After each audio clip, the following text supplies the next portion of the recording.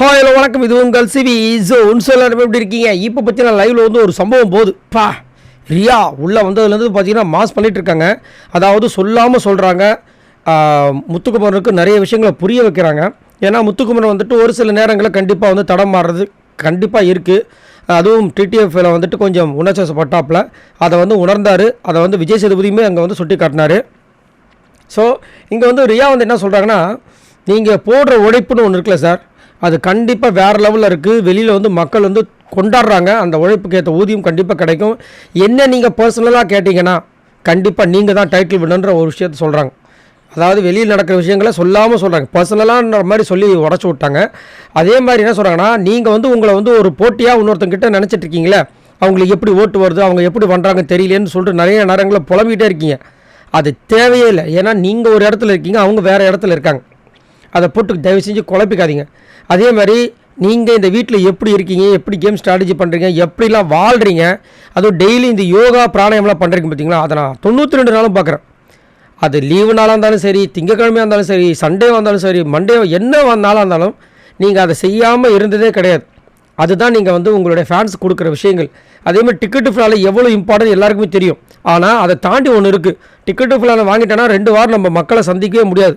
அதை நீங்கள் அதிகப்படியாக சொல்லியிருக்கீங்கன்னு சொல்லும்போது அவர் சொல்ல, ஆமாங்க நான் மக்களை சந்திக்க முடியாது, எனக்கு அது வேண்டாம். பட் இருந்தாலும் நான் அங்கே வந்துட்டு எதுக்காக பண்ணேன்னா, எனக்காக ஓட்டு போடுற மக்களுக்கு நான் ஏதாவது ஒன்று பண்ணணும், அதுக்காக தான் பண்ணேன். இதை வந்து ஜாக்லின்னு ஒரு இடத்துல சொன்னாங்க. அதை தான் ரியா சொல்கிறாங்க. இந்த மனசு இருக்குல்ல சார், இப்போ நீங்கள் சொன்னீங்களே, நான் டிக்கெட்டு ஃபினாலில் வாங்கிட்டு 2 வாரம் சும்மா போயிட்டு ஜாலியாக போய் உட்காந்துக்கலாம், ஆனாலும் அந்த டிக்கெட்டு ஃபினாலில் நான் கண்டிப்பாக ஏதாவது ஒன்று கொடுக்கணும் ஒன்று பண்ணீங்களே, அந்த மனசுக்கே நீங்கள் வந்து ஒரு பெரிய ஆளாக வருவீங்க. கண்டிப்பாக வந்து இந்த டிக்கெட்டு இது இந்த பிபிஏ டைட்டில் நீங்கள் தான் சார். எனக்கு பர்சனலாக கண்டிப்பாக சார். அதே மாதிரி நீங்கள் ரயானா போட்டியாக நினைக்காதீங்க. ஏன்னா நீங்கள் ரயானா போட்டியாக நினச்சிங்க. ஆமாம் நான் நினச்சிடக்கூடாதுன்றாரு.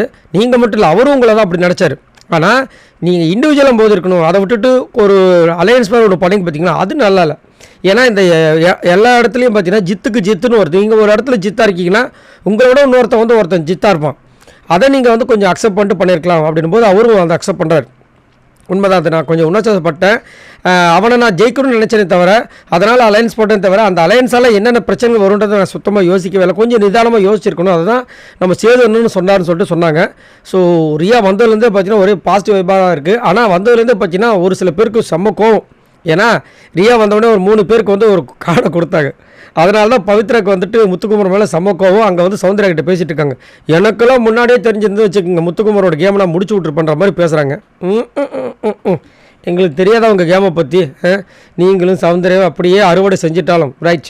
இப்போ வந்துட்டு இங்கே ரியா இந்த மாதிரி பேசுகிறது பயங்கர மாசாக இருக்குது. ஸோ இதை பற்றி என்ன நினைக்கிறீங்க அப்படின்றத மறக்காமல் கமெண்ட்ஸ் பண்ணுங்கள். ஏன்னா வந்தவங்க எல்லாருமே வந்துட்டு முத்துக்குமரனுக்கு ஒரு பயங்கரமான விஷயம், வெளியே நடக்கிற விஷயங்கள் அப்படியே எடுத்து சொல்லிட்டாங்க.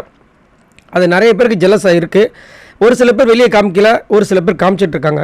உங்களோட கமெண்ட்ஸை சொல்லுங்கள். மறக்காமல் நம்மளோட சேனலை ஃபாலோ பண்ணுங்கள். பாய் நண்பர்களே.